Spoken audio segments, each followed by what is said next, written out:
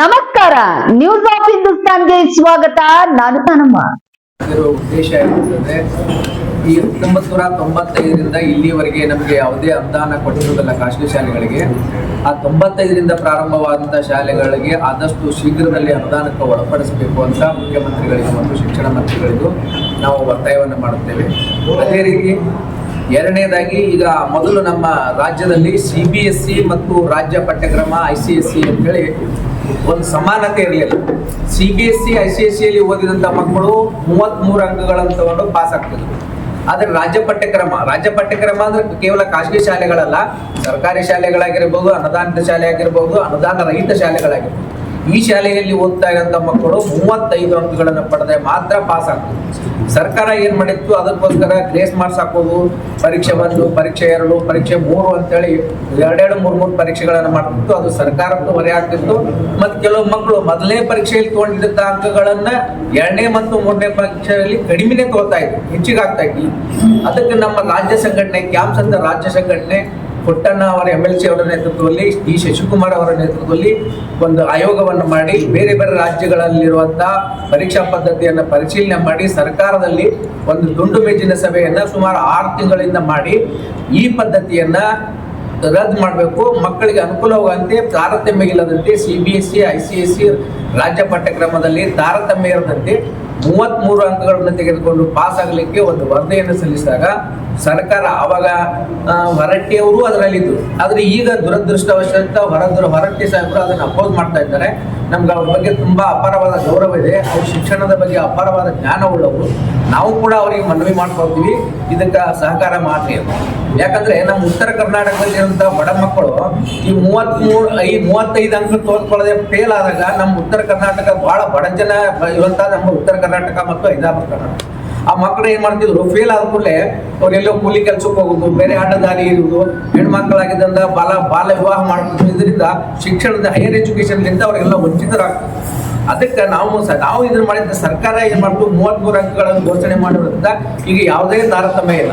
CBSE ICSE state syllabus ಅನ್ನುವಂಥ ತಾರತಮ್ಯ ಇಲ್ಲ. ಎಲ್ಲಾ ಮಕ್ಕಳಿಗೂ ಅನುಕೂಲ ಆಗುವಂತೆ, ಎಲ್ಲರಿಗೂ ಬಡವರು ಶ್ರೀಮಂತರು ಇರೋ CBSE ICSE ಅಂದ್ರೆ ಕೇವಲ ಶ್ರೀಮಂತರ ಮಕ್ಕಳು, ದೊಡ್ಡ ದೊಡ್ಡ ಮಕ್ಕಳು ಮಾತ್ರ ಅದ್ರಲ್ಲಿ ಕಲಿತಾ ಇದ್ರು.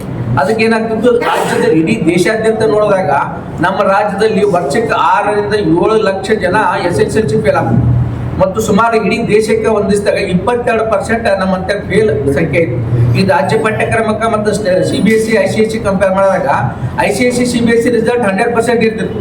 ಆದ್ರೆ ನಮ್ಮ ರಾಜ್ಯ ಪಠ್ಯಕ್ರಮ ನೋಡಿದಾಗ ಎಲ್ಲ ಕಡಿಮೆ ರಿಸಲ್ಟ್ ಆಗ್ತದೆ, 22% ಕಡಿಮೆ ಆಗ್ತದೆ. ಅದು ಯಾಕೆ ಆಗ್ತಿತ್ತು ಅಂದ್ರೆ ಮಕ್ಕಳಿಗೆ ಪರೀಕ್ಷೆ ಗೊಂದಲ ಇತ್ತು, CBSE ICSE ಗೊಂದಲ ಇತ್ತು. ಅಲ್ಲಿ 33 ತಗೊಂಡ್ರೆ ಪಾಸ್ ಆಗ್ತಿದ್ರು, ನಮ್ಮ ಹತ್ರ 35 ತಗೊಂಡ್ರೆ ಪಾಸ್ ಆಗ್ತಿದ್ರು. ಅದಕ್ಕೆ ಸರ್ಕಾರ ಏನ್ ಮಾಡುತ್ತೆ, ಇದರ 33 ಅಂಕ ಗಳಿಸಿದ್ರಿಂದ ನಮ್ಮ ಸಂಘಟನೆಯ ಪರವಾಗಿ ಶಿಕ್ಷಣ ಮಂತ್ರಿಗಳಿಗೂ ಮತ್ತು ಮುಖ್ಯಮಂತ್ರಿಗಳಿಗೂ, ಕಾರ್ಯದರ್ಶಿಗಳಿಗೂ, ಎಲ್ಲಾ ಅಧಿಕಾರಿಗಳಿಗೂ ಕೂಡ ನಮ್ಮ ಸಂಘಟನೆ ಪರವಾಗಿ ನಾವು ಅಭಿನಂದನೆಗಳನ್ನು ಸಲ್ಲಿಸ್ತಾ ಇದ್ದೇವೆ. ಈ 33 ಅಂಕಗಳನ್ನು ಮಾಡಿದ್ದಕ್ಕೆ ಧನ್ಯವಾದಗಳನ್ನು ಸಲ್ಲಿಸ್ತಾ ಇದ್ದೇವೆ. CBSE ಮಾಡಿ ನಮ್ಮ ಎಲ್ಲಾ 1ನೇ ತರಗತಿ ಪಠ್ಯ ಪುಸ್ತಕಗಳ ಗುಣಮಟ್ಟ ಕಡಿಮೆ ಇರೋದ್ರಿಂದ ಶಿಕ್ಷಣ ಗುಣಮಟ್ಟ ಕಡಿಮೆ ಆಗ್ಲಾಗ್ತವೆ. ಕೇವಲ 33 ಮಾಡಿದ್ರಿಂದ ಗುಣಮಟ್ಟ ಕಡಿಮೆ ಆಗ್ಲಾಗತ್ತಿಲ್ಲ. ಮತ್ತು CBSE ಮಕ್ಕಳು 30 ಮಾರ್ಕ್ ತಗೊಳ್ತಾ ಅಲ್ಲೇ ಗುಣಮಟ್ಟ ಆಗಲ್ಲ. ಯಾಕಂದ್ರೆ ಅಲ್ಲಿ ಬುಕ್ಸ್ ಸ್ಟ್ಯಾಂಡರ್ಡ್ ಬುಕ್ಸ್ ಅದಾವ. ನಾವೇನಿದ್ದೀವಿ ಸರ್ಕಾರಕ್ಕೆ ಒತ್ತಾಯ ಮಾಡ್ತೀವಿ, 1ನೇ ತರಗತಿಯಿಂದಾನೇ NCERT ಬುಕ್ಗಳನ್ನ ಮಾಡ್ರಿ, ಪಠ್ಯ ಪುಸ್ತಕಗಳ ಗುಣಮಟ್ಟ ಪರಿಶೀಲನೆ ಮಾಡ್ರಿ. ಶಿಕ್ಷಕರಿಗೆ ಇವೆಲ್ಲ ಬೇರೆ ಕೆಲಸ ಹಚ್ಚೋದಕ್ಕಿಂತ ಪಾಠ ಮಾಡಕತ್ರಿ. ಯಾಕೆ ಅನುದಾನಿತ ಮತ್ತು ಅನುದಾನ ರಹಿತ ಶಾಲೆಗಳು, ಸರ್ಕಾರಿ ಶಾಲೆಗಳಲ್ಲಿ ಯಾಕೆ ಗುಣಮಟ್ಟ ಕುಸಿತಾ ಇದೆ ಅಂತಂದ್ರೆ, ಆ ಶಿಕ್ಷಕರು ಪಾಠ ಮಾಡೋದಕ್ಕಿಂತ ಬೇರೆ ಕೆಲಸನೇ ಮಾಡ್ತಾರೆ. ಈಗ ನೋಡಿ, ಸರ್ವೆ ಮಾಡ್ಲಿಕ್ಕೆ ಹಚ್ಚಿದ್ರೆ ಎಷ್ಟೋ ದಿವಸ ಅಲ್ಲಿ ಪಾಠನೇ ನಡೀತಾ ಇಲ್ಲ. ಆ ಶಿಕ್ಷಕರಿಗೆ ಪಾಠ ಮಾಡೋಕೆ ಕೆಲಸಕ್ಕೆ ಹಚ್ಚಿದ್ರೆ ಎಲ್ಲಾ ಕಡೆನೂ ಗುಣಮಟ್ಟ ಹೆಚ್ಚಾಗ್ತೈತಿ. ಮತ್ತು ಪಠ್ಯ ಪುಸ್ತಕ ಪರಿಷ್ಕರಣೆ ಆಗುತ್ತೆ. ಪಠ್ಯ ಪುಸ್ತಕದ 1ರಿಂದ 10ನೇ ತರಗತಿವರೆಗೆ ನಾವು ಪರಿಷ್ಕರಣೆ ಮಾಡಿದ್ರೆ, ICSE NCERT ಬುಕ್ಸ್ ಮಾಡಿದೀವಿ ಅಂತಂದ್ರೆ ಗುಣಮಟ್ಟನೂ ಹೆಚ್ಚಾಗ್ತೈತಿ, ಫಲಿತಾಂಶನೂ ಚೆನ್ನಾಗಿ ಬರುತ್ತೆ. ನೀವು NCERT ಸಿಲೆಬಸ್ ಕೇಳ್ತಾ ಇದ್ರಿ, ಇರುವಂತ ಸಿಲೆಬಸ್ ಅರ್ಧ ಅಕಾಡೆಮಿಕ್ ಏರ್ ಮಾಡಿದ್ರು ಪೂರೈಕೆ ಆಗ್ತಾ ಇಲ್ಲ ಸರ್ಕಾರದಿಂದ. ಸರ್ಕಾರ ಪುಸ್ತಕಗಳನ್ನ ನಾವು ಹೋದ ವರ್ಷ ನಮ್ಮ ಕಡೆ ದುಡ್ಡು ಕಟ್ಸ್ಕೊಂಡಿರ್ತಾರ, ಇಲ್ಲಿ ತನಕ ಪೂರ್ತಿ ಪುಸ್ತಕಗಳನ್ನು ಕೊಡೋದಲ್ಲ, ಒಂದೊಂದು ಬುಕ್ಕ 2 ಬುಕ್ಕ ಕೊಡ್ತಾ ಹೋಗ್ತಾರ. ಅವಾಗ ಏನ್ ಮಾಡಕ್ ಆಗ್ತೈತಿ, ಸರ್ಕಾರ ಅದನ್ನ ಯೋಚನೆ ಮಾಡ್ಬೇಕು. ಈಗ ನಾವು 10 ವರ್ಷಗಟ್ಟಲೆ ಮನವಿ ಸಲ್ಲಿಸ್ತಾನೆ ಇದ್ದೀವಿ ಸರ್ಕಾರಕ್ಕೆ, ಜೂನ್ ಒಳಗೆ ಪಠ್ಯ ಪುಸ್ತಕಗಳನ್ನು ಕೊಡ್ರಿ ಅಂತೇಳಿ. ಜೂನ್ ಅಲ್ಲ, ಇನ್ನ ತನಕನೂ ಒಂದೊಂದು ಬುಕ್ಕ ಕೊಡ್ತಾ ಇಲ್ಲ ಸರ್ಕಾರ. ಹಂಗಾಗಿ ಗುಣಮಟ್ಟ ಕುಸಿತೈತಿ. ನೀವು ಕರೆಕ್ಟ್ ಆಗಿ ಜೂನ್ ಪಠ್ಯ ಪುಸ್ತಕಗಳ ಪ್ರೊವೈಡ್ ಮಾಡಿದ್ರಿ ಅಂತಂದ್ರ, ಶಿಕ್ಷಕರಿಗೆ ಪಾಠ ಮಾಡಕ್ ಹಚ್ಚಿದ್ರಿ ಅಂತಂದ್ರ ಗುಣಮಟ್ಟ ತಾನೇ ಇಂಪ್ರೂವ್ಮೆಂಟ್ ಆಗ್ತೈತಿ. ಕೇವಲ 33 ಮಾಡಿದ್ರಿಂದ ಗುಣಮಟ್ಟ ಕುಸಿಯೋದಿಲ್ಲ. ಪಠ್ಯ ಪುಸ್ತಕ ಪರಿಷ್ಕರಣೆ ಆಗ್ಬೇಕು, ಶಿಕ್ಷಕರನ್ನ ಪಾಠ ಮಾಡ್ಲಿಕ್ಕೆ ಹಚ್ಬೇಕು, ಅವಾಗ ಗುಣಮಟ್ಟ ಹೆಚ್ಚಾಗ್ತದೆ. ಎಕ್ಸಾಂಪಲ್ ವೀರ ಭಾರತಿ ಸ್ಕೂಲ್ ನಮ್ದೇ ಏನೋ ಪುಸ್ತಕ ಕೊಟ್ಟಿಲ್ಲ. ಇಲ್ಲೇ ಇಂಡಿ ತಾಲೂಕಿನಾಗ ಇವ್ರದೇ ಒಂದ್ ಸಾಲಿ ಇನ್ನೂ 2 ಬುಕ್ ಕೊಟ್ಟಿಲ್ಲ. 3 ದಿವಸ ಆಯ್ತು ನಾವು ಬಿಯೋರಿಗೆ ಮಾತಾಡಕತ್ತೀವಿ. ಸೆಕೆಂಡ್ ಸೆಮಿಸ್ಟರ್ ಬುಕ್ಕೇ ಕೊಟ್ಟಿಲ್ಲ ಅವ್ರಿಗೆ. ಕ್ಲಾಸ್ ಸ್ಟಾರ್ಟ್ ಆಗಿ 1 ತಿಂಗಳಾಯ್ತು. ಅದಕ್ಕೆ ಸರ್ಕಾರಕ್ಕೆ ನಾವು ಒತ್ತಾಯ ಮಾಡ್ತೀವಿ, ಪಠ್ಯ ಪುಸ್ತಕಗಳನ್ನು ಸರಿಯಾದ ಶಿಕ್ಷಕರನ್ನ ಪಾಠ ಮಾಡಲಿಕ್ಕೆ. ನೀವು ಹೇಳ್ತಾ ಇರೋ ಪ್ರಕಾರ ಶಿಕ್ಷಣದ ಗುಣಮಟ್ಟ ಕುಸಿತಕ್ಕೆ ಶಿಕ್ಷಕರು ಮತ್ತು ಪಠ್ಯ ಪುಸ್ತಕ ಸರಿಯಾಗಿ ಪೂರೈಕೆ ಆಗದೆ ಪೂರೈಕೆನ ಆಗ್ಬೇಕು, ಪರಿಷ್ಕರಣೆನ ಆಗ್ಬೇಕು. NCERT ಬುಕ್ಸ್ ಮಾಡ್ಬೇಕು. ಅಂದ್ರೆ ಈಗ ನೋಡಿ, ಕೇವಲ 10th ಮಾತ್ರ ಸೈನ್ಸ್ ಮ್ಯಾಥ್ಸ್ ಸ್ಟೇಟ್ ಮತ್ತು CBSE ಬುಕ್ಸ್ ಸೇಮ್ ಅದ, ಉಳಿದಿದ್ದ ಬುಕ್ಸ್ ಸೇಮ್. ಈಗ ಒಮ್ಮೆ ಮಕ್ಕಳು 9th ಹೋದಾಗ ಇಲ್ಲಿ 8th ಸರ್ಕಾರ ಏನಾಗ್ತದೆ, ಫೇಲ್ ಮಾಡಬಾರ್ದು ಅಂತ ಹೇಳ್ತೀವಿ. ಅದನ್ನು ಮಾಡ್ಬೇಕು. ಫೇಲ್ ಮಾಡಬೇಕು ಅಂತ ಅದನ್ನು ರೂಲ್ಸ್ ತರಬೇಕು. ಗುಣಮಟ್ಟ ಪರಿಷ್ಕರಣೆ ಮಾಡಬೇಕು ಪಠ್ಯ ಪುಸ್ತಕಗಳನ್ನ, ಶಿಕ್ಷಕರಿಗೆ ಪಾಠ ಮಾಡಕ್ ಅಂದ್ರೆ ಗುಣಮಟ್ಟ ಇಂಪ್ರೂವ್ಮೆಂಟ್ ಆಗ್ತದೆ. ಸುಮಾರು 20 ವರ್ಷಗಳಿಂದ ಸಾಕಷ್ಟು ಶಾಲೆಗಳು ಐಡೆಂಟ್ ಆಗ್ತಾ ಇಲ್ಲ, ಇದಾಗ್ತಾ ಇಲ್ಲ. ಅಲ್ಲ, ನಾವು ಅದೇ ಹೇಳಿದ್ದೇವೆ, 95ರಿಂದ 30 ವರ್ಷ ಆಯ್ತು ಅನುದಾನ ಕೊಟ್ಟಿಲ್ಲ. ಆ ಶಿಕ್ಷಕರು ಕೆಲವೊಬ್ರು ರಿಟೈರ್ಡ್ ಆಗ್ಲಕತ್ತಾರ. ಆದಷ್ಟು ಈಗ ಪ್ರಸ್ತಾವನೆ ಸಲ್ಲಿಸಿವೆ ಅಂತ ಮೊನ್ನೆ ಶಿಕ್ಷಣ ಮಂತ್ರಿಗಳು ಹೇಳಕತ್ತಾರ. ಮತ್ತೆ 2 ತಿಂಗಳಾಯ್ತು. ಅದಕ್ಕೆ ಅದನ್ನು ಪ್ರಸ್ತಾವನೆ ಶೀಘ್ರವಾಗಿ ಮಾಡಿದ್ರೆ ಅಲ್ಲಿರುವಂತ ಶಿಕ್ಷಕರಿಗೆ ಅನುಕೂಲ ಆಗ್ತದೆ. ಕೆಲಸ ಮಾಡೋರಿಗೆ ಕೆಲವೊಬ್ರು ರಿಟೈರ್ಡ್ ಆಗುವ ಹಂತದಲ್ಲಿ ಇದ್ದಾರೆ, ಅವ್ರಿಗೆ ಸ್ವಲ್ಪ ಏನಾದ್ರು ಲಾಸ್ಟ್ ಮೂಮೆಂಟ್ ಆದ್ರೂ ಒಂದು ಸರ್ಕಾರಿ ಸ್ಯಾಲರಿ ತಗೊಂಡು ಇರ್ತಾರ ಅಂತ ಹೇಳಕಿಸಿಂದ ನಾವು ಅದಕ್ಕೂ ಒತ್ತಾಯ ಮಾಡ್ತೇವೆ. 95ರ ನಂತರ ಪ್ರಾರಂಭವಾಗಿ ಶಾಲೆಗಳಿಗೆ ಅನುದಾನಕ್ಕೂ ಒಳಪಡ್ತಾರೆ ಅಂತ ನಾವು ಒತ್ತಾಯ ಮಾಡ್ತೇವೆ. ಅಲ್ಲ, ಎಲ್ಲ ಒಂದು ಕಡೆ ಉತ್ತರ ಕರ್ನಾಟಕ, ದಕ್ಷಿಣ ಕರ್ನಾಟಕ ಅಂತ ಹೇಳಿ ನಿಮ್ಮನೆ ವಿಭಜನೆಯಾಗಿ ಹೋರಾಟ ವಿಮುಖ ಆಗ್ತಾ ಇದೆ ಅಥವಾ ಏನು? ಬೆಳಗಾವಿ ಅಧಿವೇಶನದಲ್ಲಿ ಸಾಕಷ್ಟು ಹೋರಾಟಗಳು ಅಂತ ಬರ್ತೀರಿ, ನಿಮ್ಮಲ್ಲಿ 2-3 ಟೀಮ್ಗಳು ಇರ್ತವೆ. ಇಲ್ಲ, ನಾವು ಉತ್ತರ ಕರ್ನಾಟಕ ದಕ್ಷಿಣ ಕರ್ನಾಟಕ ಅಂತ ನಾವು ಯಾವ ಸಂಘಟನೆಗಳನ್ನ ಮಾಡ್ಕೊಂಡಿಲ್ಲ. ನಾವು ಒತ್ತಾಯ ಮಾಡ್ತೇವೆ, ಅನುದಾನಕ್ಕೆ ಒಳಪಡ್ತೀರಿ, ಪಠ್ಯ ಪುಸ್ತಕಗಳನ್ನ ಪರಿಷ್ಕರಣೆ ಮಾಡ್ರಿ, ಶಿಕ್ಷಕರನ್ನ ಪಾಠ ಮಾಡ್ಲಿಕ್ಕೆ.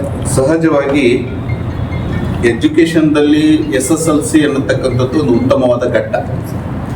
ಆ SSLC ಅಲ್ಲಿ ಸುಮಾರು ನಮ್ಮ ಉತ್ತರ ಕರ್ನಾಟಕದ ಮಕ್ಕಳು ಕಂಪಲ್ಸರಿ 35 ಅಂಕಗಳನ್ನ ಪಡೆದುಕೊಂಡಾಗ ಮಾತ್ರ ಸಹಜವಾಗಿ ಪಾಸ್ ಆಗ್ತಾ ಇದ್ರು. ಈಗ ಇತ್ತಿತ್ತಲಾಗಿ ಇಂಟರ್ನಲ್ ಮಾರ್ಕ್ಸ್ 20 ಮಾರ್ಕ್ಸು, ಆಮೇಲೆ 28 ಮಾರ್ಕ್ಸ್ ತೆಗೆದುಕೊಳ್ಳಬೇಕಾಗಿತ್ತು. ಅದು CBSE ಆ ರೀತಿ ಅದು ಬದಲಾವಣೆ, ಅದು ವ್ಯತ್ಯಾಸ ಇರೋದ್ರಿಂದ ಸಹಜವಾಗಿ ಏನಪ್ಪಾ ಅಂತಂದ್ರೆ ಮಕ್ಕಳಿಗೆ ಫೇಲು ಎನ್ನತಕ್ಕಂಥ ಒಂದು ಬಂತು ಅಂದ್ರೆ ಅವ್ರ ಮುಂದೆ ಎಜುಕೇಶನ್ ಕಂಟಿನ್ಯೂ ಮಾಡೋದು ಡ್ರಾಪ್ ಆಗಿಬಿಡ್ತಾರೆ. ಯಾಕಂದ್ರೆ ಸೈಕಿಕ್ ಆಗಿ ಮಕ್ಕಳು ಸೈಕಾಲಜಿ ಆಗೋ ದೃಷ್ಟಿಯಿಂದ ಈಗ ಸಹಜವಾಗಿ ಶಿಕ್ಷಣ SSLC ಮಟ್ಟದಲ್ಲಿ ಅವ್ರ IQ ಲೆವೆಲ್ ಏನಿರುತ್ತೆ ಅಂದ್ರೆ ಬಹಳ ಕಡಿಮೆ ಇರುತ್ತೆ. ಹೆಚ್ಚು SSLC ಆದ ನಂತರ PUC ಮಟ್ಟದಲ್ಲಿ ವಿದ್ಯಾರ್ಥಿಗಳು ಸುಧಾರಣೆ ಆಗೋದು ಜಾಸ್ತಿ ಇರುತ್ತೆ. ಡಿಗ್ರಿ ಮಟ್ಟದಲ್ಲಿ ಕೂಡ ಸುಧಾರಣೆ ಆಗೋದು ಜಾಸ್ತಿ ಆಗುತ್ತೆ. ಆದ್ರೆ SSLC ಮಟ್ಟದಲ್ಲಿ ಅವರು ಪಾಸ್ ಆದ ಎನ್ನತಕ್ಕಂಥ ಅವರೇ ತಾವು ಮೋಟಿವೇಶನ್ ಆಗಿ ಏನಾಗ್ತಾರೆ, ಮುಂದೆ ಅವರು ಸುಧಾರಣೆ ಆಗೋದು ಸಾಧ್ಯತೆ ಇದೆ.